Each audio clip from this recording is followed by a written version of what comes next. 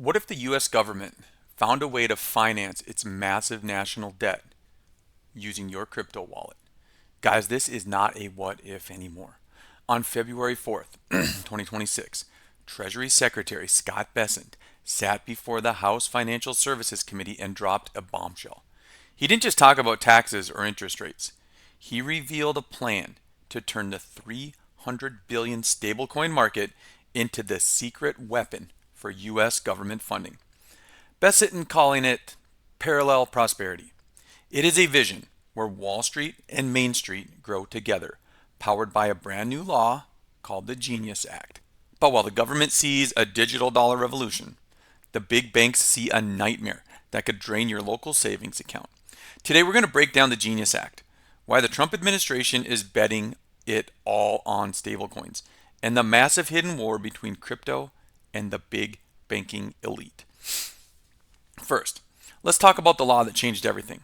This was signed by President Trump way back in July 2025, and it is called the Genius Act.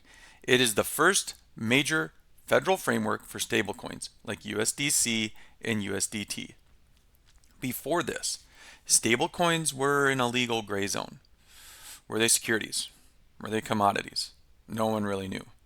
And the Genius Act settled it. They are payment stablecoins.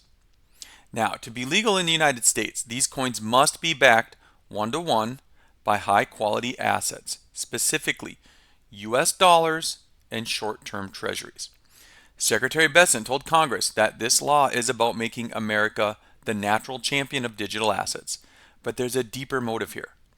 By forcing stablecoin issuers to hold treasuries, the government is essentially creating a massive, permanent customer for its own debt. Think about it. Every time someone buys a digital dollar in Tokyo, Buenos Aires, Lagos, they are effectively lending money to the United States Treasury. So this is where it gets interesting, because Bessent explicitly stated that stablecoins are now an important feature of financing the US government. He flat out said it, that stablecoins will help finance the government.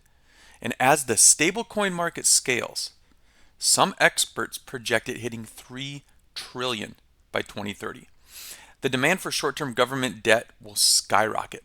And this does two things for the Treasury. One, it'll lower borrowing costs, because when demand for treasuries goes up, the interest rates the government has to pay can stay lower. And two, the global vacuum, let's call it. It acts as a shield against de-dollarization.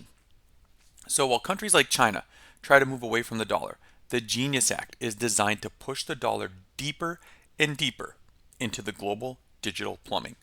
And if the world wants to use blockchain for 24/7 payments, the US wants them using a dollar-pegged coin backed by US debt. Bessent is essentially saying, you can try to stop using the dollar in trade, but you can't stop using it in tech. But there's a catch. There's always a catch. There's always somebody that's going to complain, because when you're talking about stablecoins and cryptocurrency, somebody's making money, somebody's losing money. So the Genius Act technically prohibits stablecoin issuers from paying interest. But the crypto industry found a loophole like it always does. And instead of interest, they're calling it rewards.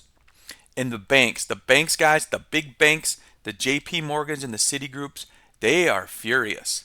They argue that if you can get 5% rewards on your stablecoins, while your local bank only does 0.5% on a savings account, millions of Americans will move their money out of banks and into crypto. The American Bankers Association warns this could cause deposit volatility, right? So if banks lose their deposits, they can't lend money for mortgages or small business loans. That's kind of what they're arguing. And just last week, the White House held closed-door meetings with the Blockchain Association and big bank lobbyists. The result? Total stalemate. Could have told you that. The banks want the rewards banned, and the crypto firms say the banks are just being anti-competitive. So during the hearing, right, the hearing that Bessent was at, he was also grilled on inflation and the strong dollar. Despite critics claiming tariffs could drive up prices, Bessent was aggressive. He denied any link between current trade policies and unaffordability. He doubled down on a strong dollar policy and even teased that many Americans might see the largest tax refunds of their lives coming soon.